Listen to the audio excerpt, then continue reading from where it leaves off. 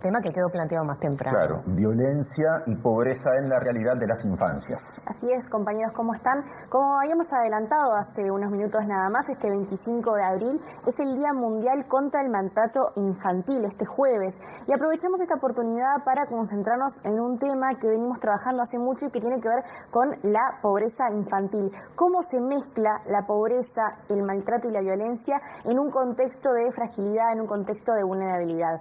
Antes de comenzar la columna, me parece que está bueno recordar un poquito cuáles son los números, las cifras de pobreza en estas franjas especiales. De 0 a 6 años, los últimos datos que tenemos, es un 20,9% de incidencia en la pobreza. De 6 a 11 años, un 19,1%. Y de 12 a 17, un 18,8%. Estos son números, tanto del 0 hasta los 17 años, que pesan muchísimo. Y más si los comparamos, por ejemplo, con la adultez o con los adultos y las adultas mayores, porque ellos tienen un 1,8% de incidencia de la pobreza. Entonces, es importante que veamos estos números para que entendamos y podamos dimensionar de lo que vamos a hablar más adelante, que tiene que ver justamente, como les decíamos, del maltrato infantil, el maltrato también a la adolescencia y en particular de las condiciones de violencia que sufren. Particularmente el CIPIAP, que es el sistema que hace interactuar a todos los organismos del Estado vinculados para intentar impedir el maltrato infantil o las situaciones de violencia y discriminación en infancia y adolescencia, presentó en su último informe, que se va a actualizar ahora nuevamente el 25 de abril, poco más de 20 situaciones de violencia o discriminación hacia niños, niñas y adolescentes al día. Y es importante, cuando vamos a empezar a hablar de este tema, identificar y poder ver en ese informe último del CIPIAB de qué tipo de violencia estamos hablando. 36% de esta violencia que se identificó y que se denunció tiene que ver con el maltrato emocional. Y 24% tiene que ver con la negligencia. Y aquí es donde entra fuertemente esta perspectiva que tiene que ver con la pobreza, con la deprivación, con el no poder acceder a determinadas cuestiones que tienen que ver con la vida y con el desarrollo, y sobre las que además en su declaración vinculada al Día Mundial contra el Maltrato Infantil habló la organización Aldeas Infantiles. Decía que la falta de condiciones económicas fragiliza los contextos de crianza, debilita su acceso a la vivienda, a la alimentación, a la salud, a la educación y a la recreación de calidad. Y mencionaban incluso un caso algo que no está muy investigado, pero que hemos podido palpar y que hemos podido sentir últimamente y lamentablemente los informativos, que tiene que ver con el impacto que tiene algunos problemas vinculados al crimen y vinculados a la segregación territorial en la vida de niños y niñas, incluso hasta consecuencias muy graves. Podemos decir que la pobreza es en sí misma una situación de violencia. Exacto. Justamente, esa es una de las cosas que nos mencionó Verónica Burstein en la entrevista que le hicimos. Verónica es directora de Aldeas Infantiles y le consultamos a propósito de esta decisión de incluir a la pobreza dentro de esta declaración vinculada al maltrato infantil.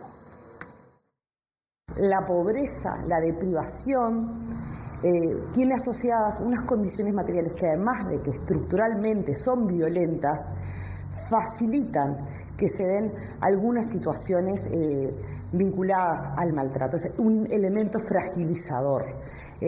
Cualquier problema que tú tengas en una familia, que puede ser cualquiera, puede ser un trastorno de salud mental, puede ser una discapacidad, puede ser una situación de consumo problemático, siempre es mucho peor si uno además no tiene las condiciones materiales y la red para hacer frente a esa situación. También pensemos en familias que están muy solas, ¿no? Desde todo punto de vista. Entonces, si bien no, por supuesto, no en todos los hogares pobres hay maltrato, ni solo el maltrato se da en situaciones de pobreza, hay que reconocer que estructuralmente tienen un vínculo y también que facilitan, porque fragilizan más, porque hacen también que el cuidado sea más solitario, más deprivado, cuestiones que en otros medios socioeconómicos se compensan de otra manera. La gran pregunta es cómo se logra cambiar esta situación.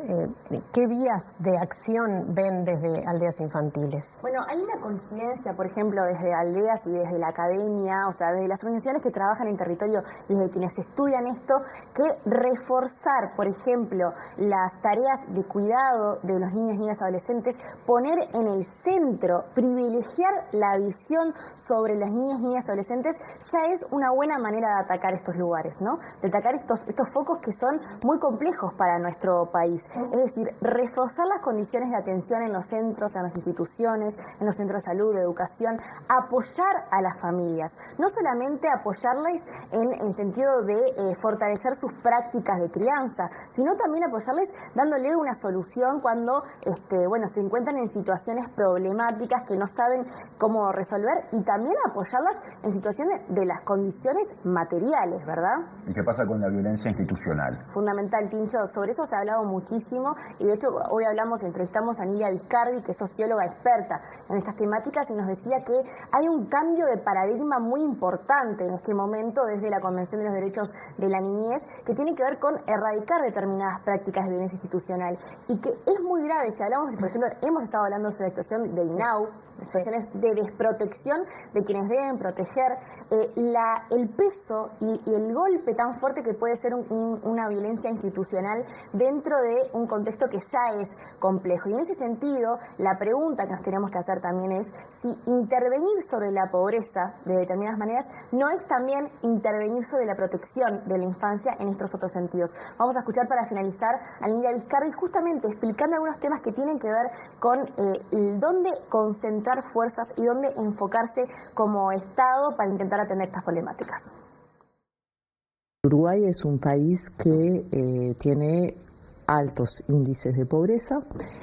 Si bien hace tiempo que esta historia no está saldada, en los últimos años tuvimos un recrudecimiento de los niveles de pobreza. La sociedad uruguaya es una sociedad en la cual el Estado todavía es muy débil para proteger a niños y adolescentes, por lo tanto están mejor protegidos aquellos que tienen algunas estructuras familiares y no necesitan recurrir al Estado. Y cuando decimos que están más protegidos por esas estructuras familiares, no debemos olvidar que hay una literatura que habla de violencia doméstica, sin distinción de clase, que habla de patriarcado, que habla de violencia sobre niños y adolescentes.